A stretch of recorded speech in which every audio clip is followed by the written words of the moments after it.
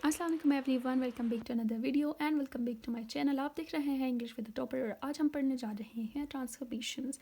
तो as usual मैं आपको सबसे पहले रेफरेंस बताती चलूँ कि वो बुक जिससे मैंने नोट्स बनाए हैं और जिससे मैं आपको आज लेक्चर डिलीवर करने जा रही हूँ that's taken from the book जिसका नाम है syntax, Allama Iqbal open university की तरफ से। और इस बुक सिंटेक्स का यूनिट नंबर 8 है transformation. So today we are gonna talk about transformations. लेकिन वीडियो को शुरू करने से पहले मैं आपको ये बताती चलूँ कि हम making the play list of different subject, सबकी अलग अलग से प्ले लिस्ट बना रही हूँ। तो इसको मैं सिंटेक्स के प्ले लिस्ट में ऐड करूँगी। इसी तरह बहुत सारे और भी प्ले लिस्ट बने हुए हैं, डोंट फॉरगेट टू विजिट। और इन नोट्स के डाउनलोड करने के लिए लिंक मैं डिस्क्रिप्शन में दे रही हूँ। और बाकी जितनी भी वीडियोस मैंने अपलोड करी हैं उन सब के नोट्स की लिंक मैंने सभी वीडियोस के डिस्क्रिप्शन में दे दी है। तो आप डिस्क्रिप्शन बॉक्स चेक करना मत भूलिएगा ताकि आपको डाउनलोड करने में ईजी हो नोट्स और आप ऑफलाइन रीडिंग कर सकें। तो आज हमारा फोकस होगा on principles of theory of TGG, why transformational rules are required, limitations of phrase structure rules, difference between deep and surface structure, how surface structures are derived from deep structures, and important transformation। तो सबसे पहले बात करते हैं about transformation. लेकिन transformation को समझने के लिए हमें सबसे पहले इसके बैकग्राउंड के बारे में पता होना चाहिए। तो इसलिए हम बात करते हैं सबसे पहले अबाउट जनरेटिव ग्रामर कि जनरेटिव ग्रामर क्या है। Generative grammar is a set of rules that the speakers have in their mind which enables them to generate well formed phrases and sentences. ठीक है, जनरेटिव ग्रामर से मुराद वो set of rules हैं, वो small set of rules हैं जो कि speakers के या लर्नर्स के माइंड में होते हैं और इन्हीं रूल्स को यूज़ करते हुए स्पीकर क्या करता है, वेल फॉर्म्ड सेंटेंसेस या फ्रेजेस बनाता है। नॉम चॉम्स्की ने ये आइडिया दिया था कि ये जो सेट ऑफ रूल्स हैं ये फाइनाइट है, मतलब फाइनाइट सेट ऑफ रूल्स हैं, कम है सेट ऑफ रूल्स, लेकिन इन रूल्स को यूज़ करते हुए जो सेंटेंसेस बन जाते हैं दे आर इनफाइनाइट, अनलिमिटेड और बहुत सारे सेंटेंसेस बन सकते हैं। इन रूल्स को कहा जाता है फ्रेज स्ट्रक्चर रूल्स या फिर रीराइट रूल्स। ठीक है, कौन से रूल्स? वो रूल जो कि स्पीकर्स के माइंड में होते हैं और उन रूल्स को यूज़ करते हुए स्पीकर क्या करता है, सेंटेंसेस और फ्रेजेस को बनाता है। Rules are called as phrase structure rules या फिर रीराइट रूल्स। तो इंग्लिश के अंदर जो है ना कुछ फ्रेज स्ट्रक्चर रूल्स हैं जो कि ये हैं, लेकिन they contain information about structure of phrases. ठीक है, ये जो फ्रेज स्ट्रक्चर रूल्स हैं इनके अंदर क्या होता है कि they contain information about structure of phrases. ठीक है, फ्रेज का स्ट्रक्चर क्या होगा इस बारे में रूल के अंदर इन्फॉर्मेशन होता है और इस रूल को यूज़ करते हुए जब हम फ्रेज या फिर जब हम स्ट्रक्चर या जब हम सेंटेंस बनाते हैं तो फिर वो उसी मुताबिक बन जाता है। तो इंग्लिश के अंदर जो PS रूल्स हैं यानी कि फ्रेज स्ट्रक्चर रूल हैं वो ये हैं कि जब हम सेंटेंस की बात करते हैं S स्टैंड्स फॉर सेंटेंस, तो सेंटेंस के अंदर दो मेन चीज़ें आएंगी, VP और NP। ठीक है, noun phrase and verb phrase. Noun phrase के अंदर आ जाएंगे डिटर्मिनेंट, एडजेक्टिव, नाउन और प्रपोजिशनल फ्रेज या फिर सेंटेंस। तो यहाँ पे जो पैरेंथेसिस में जो ब्रैकेट के अंदर गिवन है वो ऐसे एलिमेंट्स है जो कि कंपल्सरी नहीं है। ठीक है, जो वाजिब नहीं है, मुस्तहब है, मतलब सेंटेंस के अंदर या उस फ्रेज के अंदर आ भी सकते हैं और नहीं भी आ सकते हैं, लेकिन जो बाहर अलग से गिवन है वो वाजिब है, मतलब लाजमी है कि वो चीज़ वो एलिमेंट उस रूल के अंदर आ जाएंगे। ठीक है, मतलब ये कि नाउन फ्रेज के अंदर नाउन का आना लाजमी है, लेकिन एडजेक्टिव आ भी सकता है, नहीं भी आ सकता है, डिटर्मिनेंट आ भी सकता है, नहीं भी आ सकता है। इसी तरह से प्रपोजिशनल फ्रेज या फिर एक और सेंटेंस हो भी सकता है और नहीं भी हो सकता है। So they are not compulsory.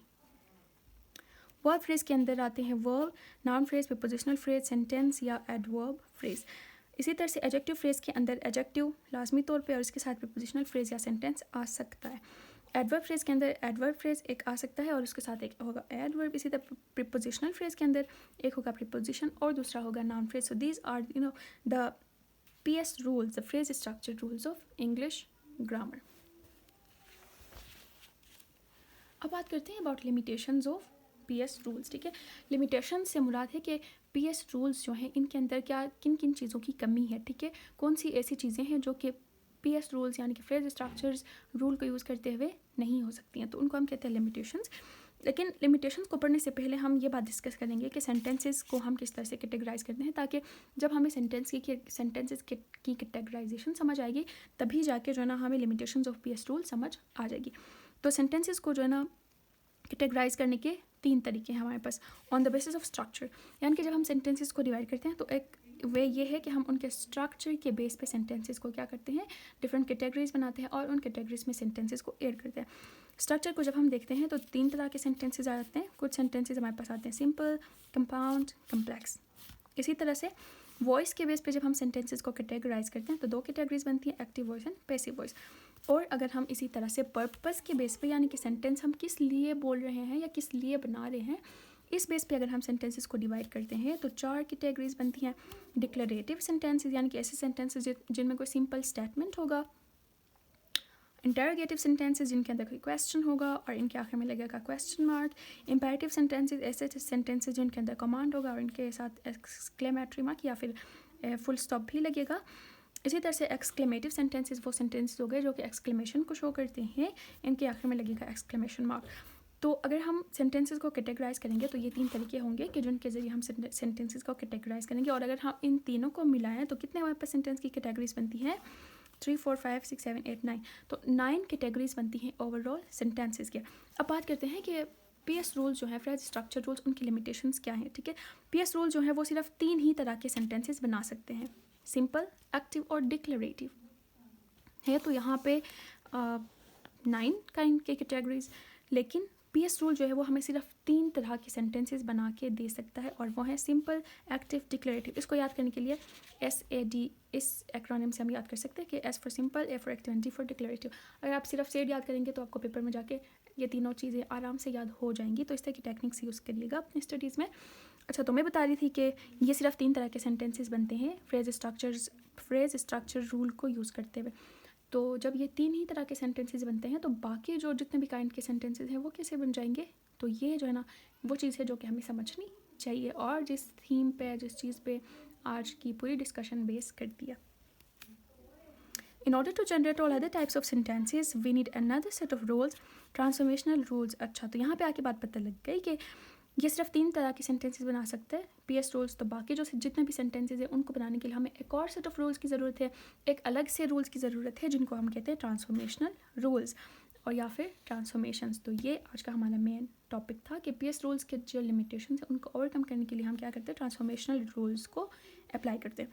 They perform different operations on sentence and create other sentence. ये जो सेड है ना, ये जो 3 सेंटेंसेज है, इनके ऊपर ट्रांसफॉर्मेशनल रूल्स के ज़रिए क्या होती है, उनके ऊपर डिफरेंट ऑपरेशंस होते हैं, उनके अंदर चेंजिंग्स वगैरह आ जाती हैं, एडिशन, डिलीशन, बहुत सारे ऑपरेशंस होते हैं। और फिर बाकी जितने भी तरह के सेंटेंसेज हैं वो सारे हम बना सकते हैं by using the transformational rules, by applying the transformational rules. ठीक हो गया, तो ये थी लिमिटेशन। तो फिर अब बात करते हैं कि इंपॉर्टेंट ट्रांसफॉर्मेशंस, ऑपरेशन नहीं है, ठीक है, ट्रांसफॉर्मेशन से इट्स मिस्टेकनली। तो फिर ये बात है कि इंपॉर्टेंट ट्रांसफॉर्मेशन से मुराद है वो कौन कौन से ऑपरेशन हैं, वो कौन कौन से तरीके हैं, वो कौन से ट्रांसफॉर्मेशन है कि जिनको हम यूज़ करते हुए जो सिर्फ SAD 3 तरह के सेंटेंसेस बनते हैं उनको हम लोग चेंज करके बाकी बहुत सारे और डिफरेंट तरह के सेंटेंसेस बना सकते हैं। ठीक है, इसमें जो है ना डिलीशन, जब हम सेंटेंसेस के अंदर डिलीशन करते हैं ताकि इंपेरेटिव सेंटेंसेस बनाएं, रीऑर्डरिंग एंड इंजर्शन करते हैं ताकि हम इंटरोगेटिव और पैसिव सेंटेंसेस बनाएं, और कंबाइन करते हैं ताकि हम कंपाउंड और कम्प्लेक्स सेंटेंसेस बनाएं। तो ये चीज़ आपको आगे क्लियर हो जाएगी अगर आप वीडियो को एंड तक देखेंगे, क्योंकि ये सारी चीज़ें एक चीज़ एग्जाम्पल के साथ एक्सप्लेन होने जा रही है। तो फिर अब बात करते हैं about deep and surface structure. ठीक है, अब डीप एंड सरफेस स्ट्रक्चर का क्या रिलेशन है पीएस रूल्स और ट्रांसफॉर्मेशनल रूल्स के साथ? देखिए, simple sentences created by PS rules are underlying structures called kernel sentence या फिर डीप स्ट्रक्चर्स। ठीक है, यानी कि फ्रेज स्ट्रक्चर्स को यूज़ करते हुए जहाँ हम जो सेंटेंसेस बनाते हैं उनका जो अंडरलाइंग स्ट्रक्चर होता है, ठीक है, सेंटेंस के अंदर का जो अंडरलाइंग स्ट्रक्चर होता है उसको हम कहते हैं कर्नल सेंटेंस या फिर deep structure. They undergo transformations and make surface structure. फिर इन्हीं जो डीप स्ट्रक्चर्स हैं इन्हीं के अंदर ट्रांसफॉर्मेशंस होती हैं और हमारे पास बनते हैं सरफेस स्ट्रक्चर। और सरफेस स्ट्रक्चर जो है वो हर तरह का सेंटेंस हो सकता है। तो इस तरह से भी हम समझ सकते हैं कि पीएस रूल जो है उनके अंदर हम लेक्सिकल इंजर्शन करते हैं। ठीक है, कोई भी लेक्सिकल आइटम्स को ऐड करते हैं, वर्ड्स को ऐड करते हैं, ऐड करने के बाद हम बनाते हैं डीप स्ट्रक्चर, और डीप स्ट्रक्चर के ऊपर ट्रांसफॉर्मेशनल रूल अप्लाई करने के बाद हम बनाते हैं surface structure. So this is the link between deep and surface structure और PS rules and transformational rules.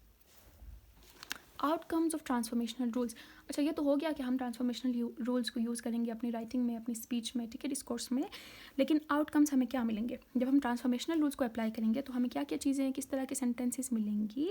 हमें मिलेंगे interrogative sentences, passive sentences, sentences with fronted constituents, imperative sentences, compound and complex sentences. तो ये सारी चीज़ें हमें transformational rules के जो है ना रिजल्ट में मिलेंगी। जबकि पीएस रूल के रिजल्ट में हमें कितने सेंटेंसेस मिल रहे थे? ओनली 3 काइंड ऑफ, ठीक है, SAD वो 3 ही हमें मिल रहे थे, लेकिन ट्रांसफॉर्मेशनल रूल्स रूल्स को यूज़ करते हुए ये सारे सेंटेंसेस हम बना सकते हैं। तो अब इनके बारे में एक एक करके बात करते हैं विद एग्जांपल्स के। सबसे पहले बात करेंगे अबाउट इंटरोगेटिव सेंटेंसेस, ठीक है। इंटरोगेटिव सेंटेंसेस किस तरह से बनते हैं? By using transformational rules. Interrogative sentences को बनाने के लिए हम 3 तरह के रूल्स यूज़ करते हैं, 3 तरह के ट्रांसफॉर्मेशनल रूल्स। पहले रूल को कहा जाता है सब्जेक्ट ऑक्सिलरी इन्वर्जन, दूसरा रूल है डू सपोर्ट और तीसरा रूल है WH मोमेंट।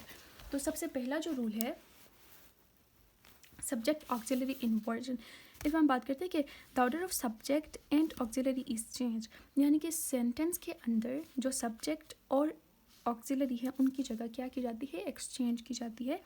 इस रूल को और इस तरीके को कहा जाता है सब्जेक्ट ऑक्सिलरी इन्वर्जन। जैसे कि ही हैज़ फिनिश्ड हिज वर्क, ठीक है।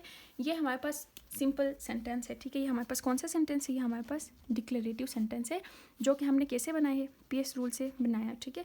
तो इस सेंटेंस के अंदर हम क्या करेंगे? ट्रांसफॉर्मेशनल रूल को अप्लाई करेंगे। अप्लाई करने के बाद हम बनाएंगे एक क्वेश्चन। अब वो कैसे? ही हैज़ फिनिश्ड हिज वर्क, यहाँ पे ही जो है इट इज़ द सब्जेक्ट, ठीक है। ये जो है ना नाउन फ्रेज है, और हैज़ जो है इट इज़ ऑक्सिलरी। तो he has finished his work, ये सिंपल था। फिर हमने क्या किया? ऑक्सिलरी और नाउन फ्रेज की जगह को चेंज किया। चेंज करने के बाद हैज़ को हम शुरू में लेकर आए, ही को हम हैज़ के बाद लेकर आए, तो फिर बन गया has he finished his work. तो ये हमारे पास बन गया क्वेश्चन, और हम आखिर में लगाएंगे क्वेश्चन मार्क। वेरी इजी बन गया हमारे पास क्वेश्चन। तो इसको कहते हैं सब्जेक्ट ऑक्सिलरी इन्वर्जन, जिसमें सब्जेक्ट और ऑक्सिलरी की जगह को एक्सचेंज किया जाता है। हम इस तरह से भी इस चीज़ को समझ सकते हैं कि पहले ये होता था कि जो सिंपल सेंटेंस है उनमें ये होता है कि सब्जेक्ट के साथ ऑक्सिलरी और फिर आगे वर्ब फ्रेज आएगा, लेकिन जब हम इसको ट्रांसफॉर्म करेंगे तो ऑक्सिलरी पहले आएगा, फिर सब्जेक्ट और फिर verb phrase. It forms yes no question, ठीक है। इन रूल्स को यूज़ करते हुए जब हम जो क्वेश्चन बनाते हैं वो येस नो क्वेश्चन होते हैं, मतलब ऐसे क्वेश्चन के जिनका आंसर येस या नो हो सकता है। जैसे कि has he finished his work, तो इनका आंसर येस या नो हो सकता है। So these are called as the yes no question. और एक और बात आती है कि नेगेटिव येस नो क्वेश्चन, ठीक है। ऐसे क्वेश्चन के जिनका आंसर येस नो है, ये वो क्वेश्चन भी हैं लेकिन उनके अंदर नेगेटिव है, मतलब उनके अंदर NOT या फिर एंटी वाला एलिमेंट आता है। Contracted anti changes but uncontracted not doesn't change की। जैसे कि जब हम नॉट वाले सेंटेंसेस की बात करते हैं कि दे हैवंट फिनिश्ड वर्क, यहाँ पे एंटी जो नॉट है वो कंट्रैक्टेड है, ठीक है, इसके साथ ही है, अलग नहीं है। तो जो इसके साथ ही होते हैं वो उनको जो है ना हम इसके साथ ही मूव कराते हैं, ठीक है। हैवंट, इस पूरे हैवंट को हम पहले लेकर आए, तो which means that contracted anti को हम मूव करते हैं। दे हैवंट फिनिश्ड वर्क से हमने क्या बनाया? हैवंट दे फिनिश्ड वर्क, बन गया क्वेश्चन, ठीक है। इसी तरह से ऐसा नोट जो कि कंट्रैक्टेड नहीं है, जो कि अलग से है, they have not finished work, ठीक है। यहाँ पे ये कंट्रैक्टेड नहीं है, अलग से है, तो फिर हम क्या करते हैं कि जो अलग से नोट होता है उसको इधर ही रखते हैं, सिर्फ हैव को हम आगे ले जाएंगे। They have not finished work, इसका जब हम क्वेश्चन बनाएंगे तो क्या बनेगा? Have they not finished work, this is the correct question. अगर हम नोट को भी साथ मूव कराएंगे have not they finished work, तो वो बन जाएगा गलत सेंटेंस। तो इस तरह से हमने नहीं करना है, जो साथ में मिला हुआ है उसको मूव कराएं, जो अलग से है उसको मूव ना कराएं। So this is the subject auxiliary inversion. And the second rule is do support rule. अच्छा, डू सपोर्ट रूल के नाम से हमें पता लगता है यहाँ पे डू वाला काम है, ठीक है। डी और डू जो हम ग्रामर में यूज़ करते हैं उसका उससे रिलेटेड कोई रूल है, तो it changes tense element into appropriate form of do, ठीक है। डू के फॉर्म में जो है ना सेंटेंस को चेंज करता है। अब do does did, do does ये दोनों प्रेजेंट फॉर्म में आ गए, और डिड जो है वो पास्ट को शो करता है। लाजमी नहीं सिर्फ डू हो, ठीक है। डू डज या डिड भी इसके अंदर, इन चीज़ों में भी टेंस एलिमेंट चेंज हो सकते हैं। जैसे कि the bus is arrive on time, ये सिंपल है। जब हम अगर इसको क्वेश्चन बनाना चाहें तो फिर हम ये करेंगे कि do the bus is arrive on time, ठीक है। यहाँ पे इसके अंदर हमने डू सपोर्ट वाला रूल अप्लाई किया और इसके शुरू में हमने लगा लिया डू, ताकि यहाँ पे जो अराइव जो टेंस एलिमेंट है इसके साथ, ठीक है, डू अराइव से फिर हमें यहाँ पे जो ना क्वेश्चन बनाने में ईजीनेस आसानी आ जाती है कि the bus is arrive on time simple था, लेकिन do the bus is arrive on time ये हमारे पास क्वेश्चन है। इसी तरह से इस तरह से बहुत सारे हम सेंटेंसेस बना सकते हैं, जैसे कि ही केम टू स्कूल, ठीक है। ही केम टू स्कूल है तो हम वहाँ पे did he come to school, तो डिड भी लगा सकते हैं। सिर्फ हमेशा डू ही लगाना लास्ट में नहीं है, डू डज डिड इन तीनों में से कोई भी चीज़ कोई भी एलिमेंट लग सकता है। And the third one is WH moment. WH moment के नाम से हमें पता लगता है कि WH वर्ड्स जो होंगे उनको हम मूव करेंगे। WH वर्ड्स कौन से हो गए? वाट, विच, वेयर, हुज, ये सारे जो वर्ड्स हैं उनको हम कहते हैं WH वर्ड्स। WH वर्ड्स को फ्रंट पे लेकर आते हैं, ठीक है, सेंटेंसेस के शुरू में लेकर आते हैं। जैसे कि अहमद लिव्स वेयर, ये जो ना सिंपल सेंटेंस है, ये क्वेश्चन नहीं है, ठीक है, ये डिक्लेरेटिव सेंटेंस है, ये सिर्फ स्टेटमेंट है। अहमद लिव्स वेयर, तो यहाँ में से जो WH वर्ड है वेयर, इसको हम लेकर आएंगे शुरू में, ठीक है, वेयर डज अहमद लिव। लेकिन अगर हम इसको सिर्फ शुरू में लाके ये करें कि वेयर अहमद लिव्स, तो ये जो है ना ग्रामेटिकली इतना ज़्यादा परफेक्टली सही नहीं है। तो फिर हमें सिर्फ डब्ल्यू एच मोमेंट की ही ज़रूरत नहीं होती है, बल्कि डब्ल्यू एच मोमेंट के साथ साथ हम डू सपोर्ट या फिर सब्जेक्ट ऑक्सिलरी इन्वर्जन की भी ज़रूरत होती है, ताकि हम सेंटेंस को ग्रामेटिकली करेक्ट बना सकें। It doesn't alone make correct sentence, it also need subject auxiliary and do support, ठीक है। किसी सेंटेंस के अंदर हम पहले डब्ल्यू एच मोमेंट करते हैं तो इसके बाद या डू सपोर्ट वाला रूल अप्लाई करना होता है या सब्जेक्ट ऑक्सिलरी इन्वर्जन, उन दोनों में से कोई रूल अप्लाई करने के बाद हमारे पास सेंटेंस जो है वो सही तरह से बनता है। जैसे कि यहाँ पे हमने डज लगाया ना, तो विच मीन्स दैट हमने यहाँ पे डू सपोर्ट का जो रूल है उसको अप्लाई किया। तो अगर इस बात में कन्फ्यूजन हो रही हो कि सब्जेक्ट ऑक्सिलरी इन्वर्जन वाला रूल अप्लाई करें या फिर डू सपोर्ट, तो फिर आपको देखना होगा सेंटेंस के अंदर कि डू डिड वाला एलिमेंट गलत आ रहा है या फिर सब्जेक्ट और ऑक्सिलरी की जगह गलत आ रही है। तो उसको आप खुद ही देख लेंगे, उसको आप खुद ही एनालाइज करेंगे और जो चीज़ गलत है उसी मुताबिक वो वाला रूल अप्लाई करेंगे ताकि सेंटेंस ग्रामेटिकली सही बन जाए। अच्छा, ये हो गया कि नेगेटिव यानी कि इंटरोगेटिव क्वेश्चंस कैसे बनते हैं। अब हम बात करते हैं कि पैसिव सेंटेंसेस कैसे बनते हैं। अच्छा, पैसिव सेंटेंसेस का जनरल पैटर्न ये है ना कि एक्टिव सेंटेंसेस के अंदर ये होता है कि पहले एनपी आता है, फिर वर्ब और फिर एनपी, ठीक है। इसी तरह पैसिव सेंटेंस जब हम बनाते हैं तो एनपी के बाद बी के बाद वर्ब के साथ ई एन जो थर्ड फॉर्म होता है वो, फिर बाय, फिर एनपी, इस तरह का जो ना जनरल सेंटेंस बनता है। जैसे कि he broke the glass is broken by him, इस तरह से बनता है। तो फिर जो ना यहाँ पे एग्जांपल है कि कॉलरिज रोट पोम है, तो poem was written by Coleridge. तो ये जो ना इस तरह से एक्टिव पैसिव वॉइसेस का जनरल सेंस है। लेकिन ट्रांसफॉर्मेशनल रूल्स हम यहाँ पे जो ना 3 तरह के ट्रांसफॉर्मेशनल रूल्स अप्लाई करते हैं in order to form passive sentences. तो वो 3 तरह के ट्रांसफॉर्मेशनल रूल्स जो है उनमें से पहला रूल हमारे पास है ये कि सब्जेक्ट ऑफ ए एस से मुराद है एक्टिव सेंटेंस और पी एस से मुराद है पैसिव सेंटेंस, ठीक है। Subject of active sentence moves to object position in by phrase can be remove, ठीक है। अब यहाँ पे एक्टिव सेंटेंस का जो सब्जेक्ट है वो ऑब्जेक्ट की जगह चला जाता है। वो कैसे? चिल्ड्रन लव आइसक्रीम, ठीक है। तो अब यहाँ पे चिल्ड्रन जो है वो क्या है? एक्टिव सेंटेंस का सब्जेक्ट है, ठीक है। This is the subject of active phrase. इसको जब हम पैसिव सेंटेंस में बनाएंगे तो इसको सब्जेक्ट को किस जगह लेके जाएंगे? सीधे सीधे ऑब्जेक्ट की जगह हम लेकर जाएंगे ताकि पैसिव सेंटेंस बन जाए। आइसक्रीम इज़ लव्ड, और यहाँ पे जो ना बाय फ्रेज का है, ठीक है। बाय फ्रेज से मुराद है bye children.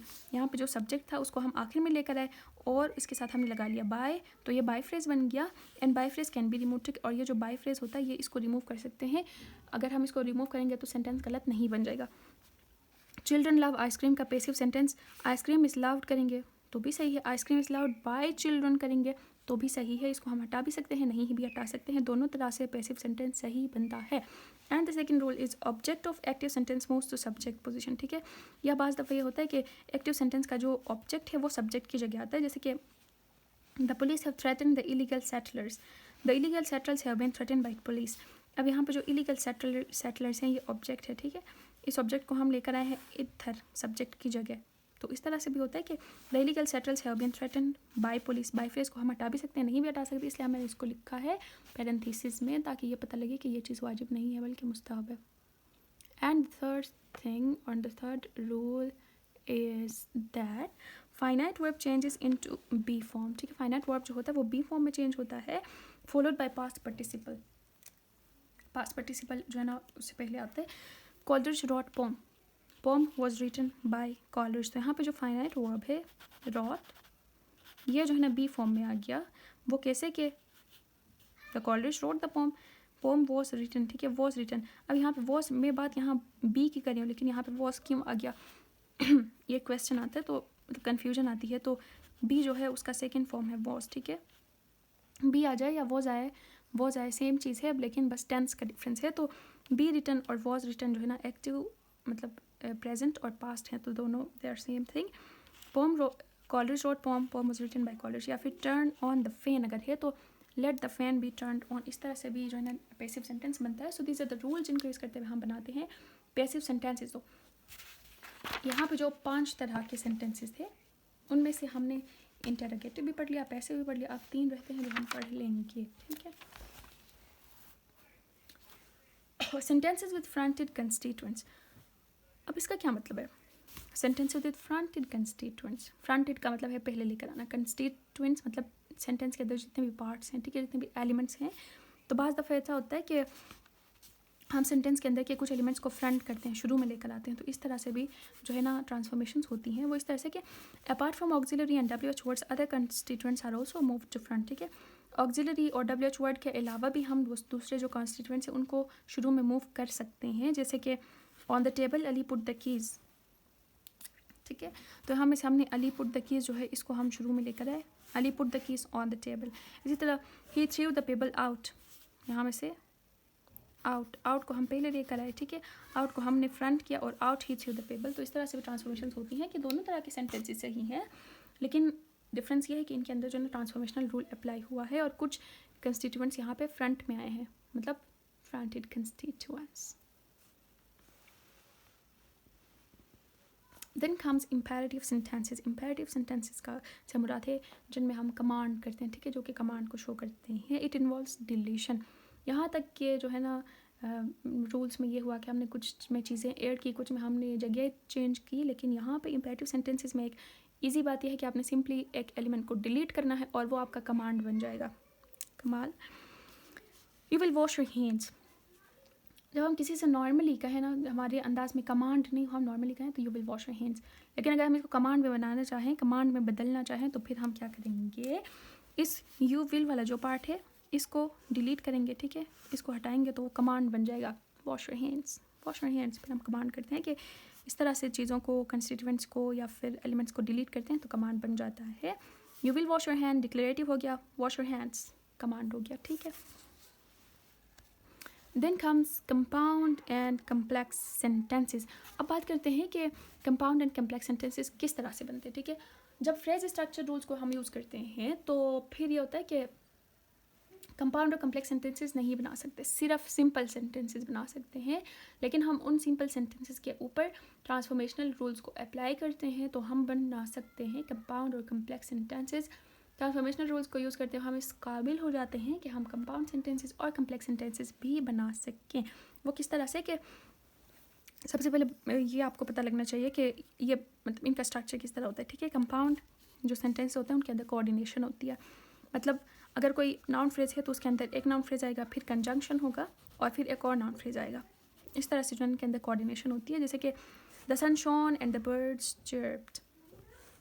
The sun shone एक सेंटेंस है, द बर्ड्स चिर्प्ड एक सेंटेंस है, इन दरमियान कंजंक्शन लगा है, तो ये जो है ना कंपाउंड सेंटेंस बन गया। तो इनका स्ट्रक्चर इस तरह से होता है कि कंपाउंड सेंटेंस हम किस तरह से बना सकते हैं, दो एलिमेंट्स के दरमियान में कंजंक्शन को लगाते हैं तो बन जाता है कंपाउंड सेंटेंस। ये तो ईजी था, ठीक है, इस तरह से हम कंपाउंड सेंटेंस बनाएंगे, सही है। लेकिन फिर बात आती है कि कॉम्प्लेक्स सेंटेंसेस हम किस तरह से बनाएं। यहाँ पर जो ना बात थोड़ी सी ट्रिकी हो जाती है, इसको ध्यान से सुनिएगा और इसको समझने की कोशिश कीजिएगा ताकि आप कभी भी कॉम्प्लेक्स सेंटेंसेस बना रहे हैं वो अपनी राइटिंग्स में या अपनी स्पीच में तो आपसे गलती ना हो और आपको ये रूल भी सही तरह से समझ आ जाए।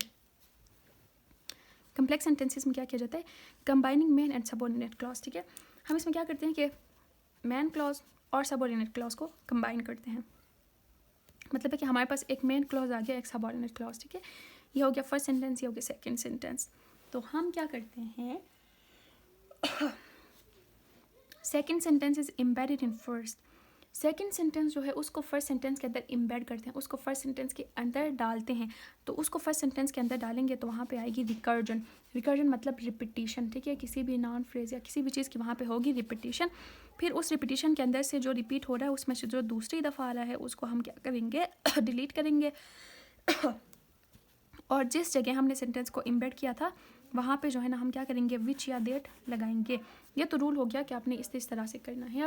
अब अगर हम एग्जांपल को देखें तो आपको और अच्छी तरह समझ आ जाएगा कि हमारे पास यहाँ पे दो सेंटेंसेस है, ठीक है। The novel is classic, I borrowed the novel from library, ये दोनों सेंटेंसेस हैं। तो सबसे पहले हमने क्या करना है, second sentence is embedded in first. ये जो सेकेंड सेंटेंस है इसको फर्स्ट के अंदर एम्बेड करेंगे, ठीक है मतलब फर्स्ट के अंदर ऐड करेंगे। द नॉवल के बाद यहाँ जो है ना हमने उस सेंटेंस को एम्बेड किया जो सेकंड सेंटेंस था, ठीक है। I borrowed the novel from library, यहाँ से आगे सेंटेंस 1 कंटिन्यू हो जाएगा, इज़ क्लासिक। ये हमने एम्बेड कर लिया। एम्बेड करने के बाद हमने कहा था कि यहाँ पे रिकर्जन होगी, रिकर्जन से मुराद है रिपीटिशन। तो हम देख रहे हैं कि यहाँ पे द नॉवल यहाँ पे पहली दफ़ा आ रहा है, द नॉवल यहाँ पे दूसरी दफ़ा आ रहा है, तो यहाँ पर जो है ना रिकर्जन हो रही है, मतलब रिपीटिशन हो रही है। जब रिपीटिशन हो तो हमने क्या करना है, सेकंड जो चीज़ है उसको डिलीट करना है, जो दूसरी दफ़ा आ रही है उसको डिलीट करना है। ये जो द नॉवल है इसको हम क्या करेंगे, इस तरह से क्रॉस लगा के डिलीट करेंगे। डिलीट करने में तो आप माहिर ही होंगे क्योंकि डिलीट करना सबसे ईजी काम है। यहाँ से हम इसको डिलीट करेंगे। डिलीट करने के बाद हमारे पास क्या बन जाएगा, the novel I borrowed from library is classic. ठीक है, इम्बेड भी कर लिया हमने, इसको डिलीट भी कर लिया। यहाँ तक तो हो गया, लेकिन फिर भी सेंटेंस के अंदर इतनी परफेक्शन नहीं है, परफेक्टली करेक्ट ये सेंटेंस नहीं है। तो फिर हम क्या करेंगे, विच या देट लगाएंगे, लेकिन कहाँ पे लगाएंगे, उस जगह लगाएंगे जहाँ हमने सेंटेंस को इम्बेड किया। ठीक है, जहाँ से दूसरा सेंटेंस शुरू हो रहा था उस जगह दिस या देट लगाएंगे, मतलब आई से पहले हम दिस या देट लगाएंगे। तो the novel that I, this या देट नहीं, विच या देट, ओके सॉरी, विच और देट। द नॉवल के बाद हमने लगा लिया that, the novel that I borrowed from libraries classic, या फिर the novel which I borrowed from libraries classic. इस तरह से हम करेंगे तो यहाँ पे आके हमारा सेंटेंस बन गया बिल्कुल सही, ग्रामेटिकली भी सही और बोलने में भी सही, लिखने में भी सही, हर तरह से सही सही सही। ये सारे हो गए ट्रांसफॉर्मेशंस। ठीक है, तो यहाँ पे आके हमारा होता है चैप्टर का एंड। तो एक दफ़ा मैं समरी बताती चलूँ ताकि आप लोगों को अच्छी तरह समझ आ जाए। ट्रांसफॉर्मेशंस हम तब यूज़ करते हैं जब हम पूरी तरह से PS रूल्स को यूज़ करते हुए सारे सेंटेंसेस नहीं बना सकते हैं। तो ट्रांसफॉर्मेशंस को यूज़ करते हुए हम 5 तरह के सेंटेंसेस बना सकते हैं। ये 5, इनमें से पहले के अंदर हम 3 रूल्स अप्लाई करेंगे जो कि हैं subject auxiliary inversion, do support और WH मोमेंट। और पैसिव सेंटेंसेस के लिए हम 3 रूल्स अप्लाई करेंगे जो कि ये हैं। सेंटेंसेस विद फ्रंटेड कंस्टिट्यूएंट्स में हम कुछ कंस्टिट्यूएंट्स को फ्रंट पे लेकर आएंगे। इंपेरेटिव सेंटेंसेस में हम डिलीशन करेंगे और कंपाउंड और कम्प्लेक्स सेंटेंस के अंदर वो सारा करेंगे जो मैं अभी आप लोगों को बता चुकी हूँ। आई होप आप लोगों को समझ आ गया होगा। नोट्स के लिए डिस्क्रिप्शन बॉक्स ज़रूर विजिट कीजिएगा और जाके नोट्स को डाउनलोड करें ताकि आपको समझने में और पढ़ने में आसानी हो। दैट्स ऑल, अल्लाह हाफिज़, डोंट फॉरगेट टू सब्सक्राइब।